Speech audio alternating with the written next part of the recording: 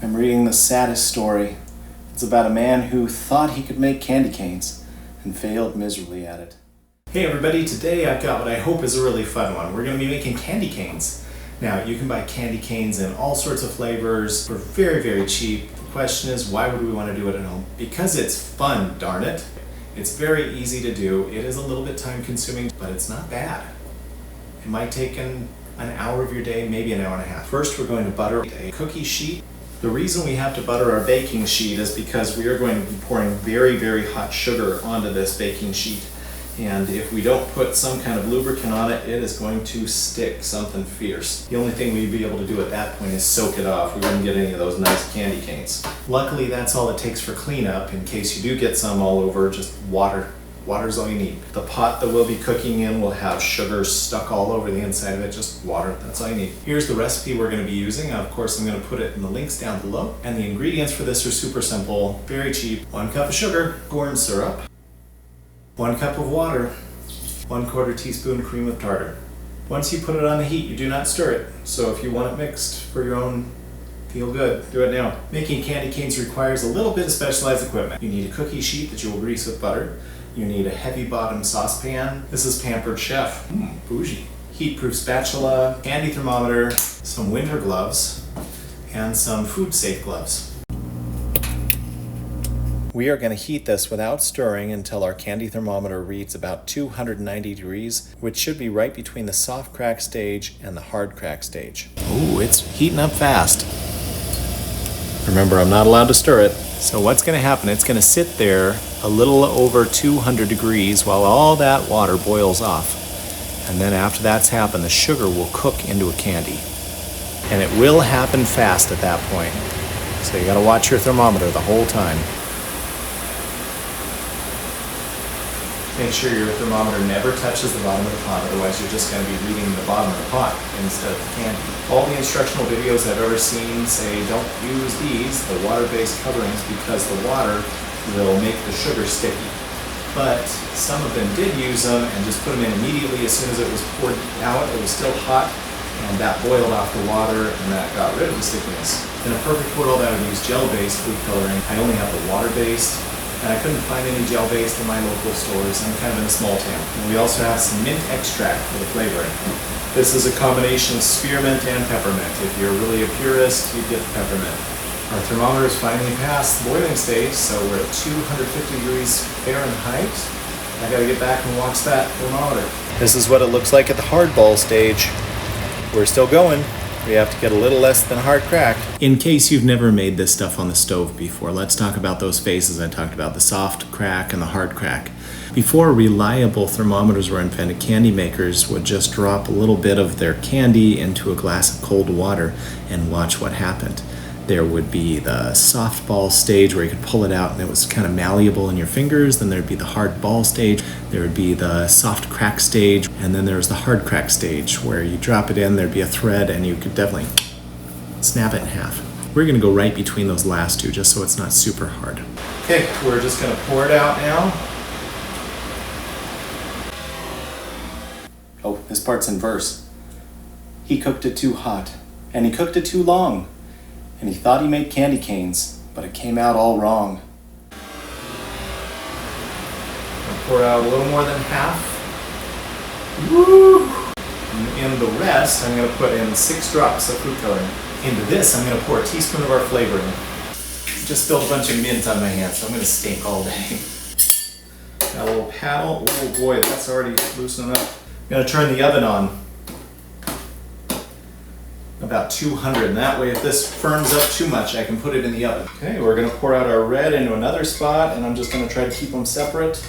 We are going to work these sugars now. You know what I forgot to do? I forgot to grease these, so I'm getting all sorts of sticky to them. Be sure to grease your implements so they don't stick to the candy.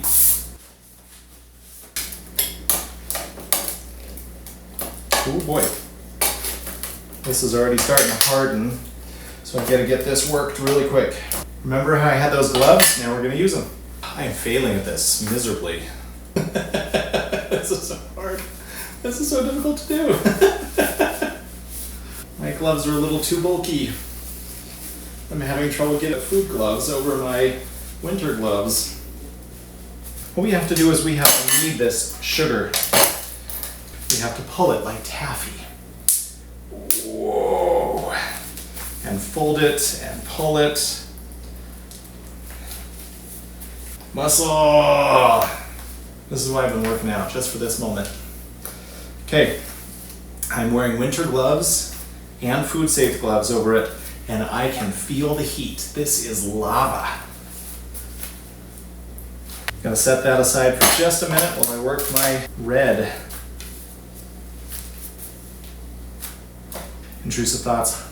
With the red, all we're really doing is trying to get it mixed up so it's all red. I don't care about getting that one aerated. That would actually hurt the color. Okay, I'm just gonna set that aside now.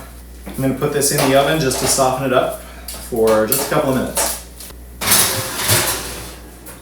This recipe is a little simplified. It says to add your food coloring and then just pour it out in a log. And then once it starts to cool, roll it up, snip, snip, snip, snip, and turn it into a cane so that you get like 16 canes. There's no stripe on that though.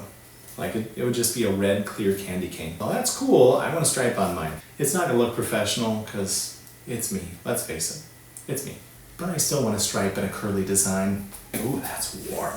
We're gonna keep on stretching and twisting and folding. Really glad for the gloves. I saw one guy who tried to do this with just some food service gloves, and you could tell he was burning his hands all over the place. Maybe I should have stopped at the soft crack stage. Ouch. Really, really hot. You guys ever watch those TikToks where they've got a candy maker and, you know, they're just very easily rolling it around. So they're just making thousands of candies and they've just got the little thing and they're going clack, clack, clack, clack, clack, clack, clack. They're way better than I am. This is fun though. Oh, that's not supposed to happen. Obviously this candy is too cool. Let's stick it back in the oven, let it heat up again, burn my hands again. I watch a YouTube channel called Alex Steele. He's a young blacksmith. It's very entertaining, and he is constantly welding layers of metal together, and I feel like I need his expertise right now. I would like to not do that. It's not going back together. I spent too much time playing with my camera equipment instead of getting right to it, and that's why the second one went better. Take two, because the first one sucked. I had to scrap the first batch. I couldn't get it to bend or stretch at all. So I poured out the candy, and within a couple of seconds, the coloring and the flavoring was added to both batches. My 18-year-old and their friend worked on the white on the left, and my 10-year-old and I worked on the red on the right. And what I did correctly this time is I had helpers who were able to dive right in and get this candy moving as quickly as possible. With the first one, I had the camera equipment, and I had things I had to clean, and you saw that I didn't have my gloves on even. I wasn't prepared. I forgot that's why this is a Christmas tradition in our family.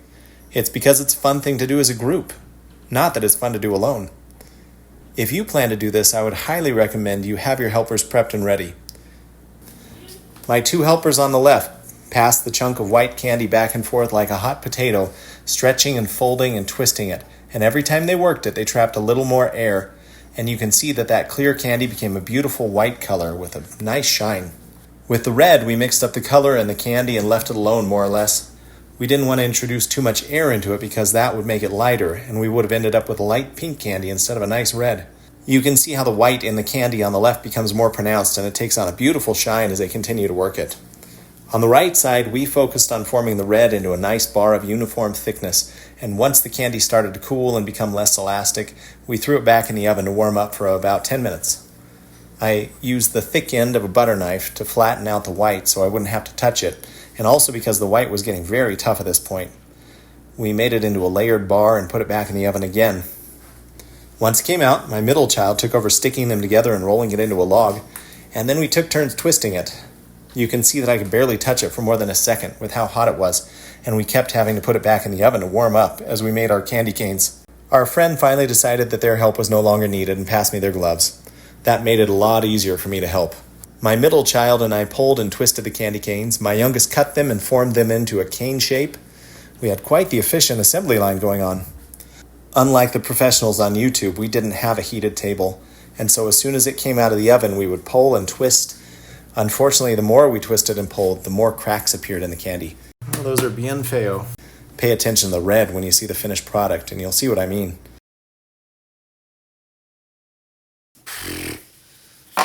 It is what it is. It's a good thing they're funny. Okay, we're done. Everybody shut up for a minute. Sorry. For better or for worse, we made candy canes. I've chosen the ugliest one of the bunch, which I think I made. Nice crack. Whoa.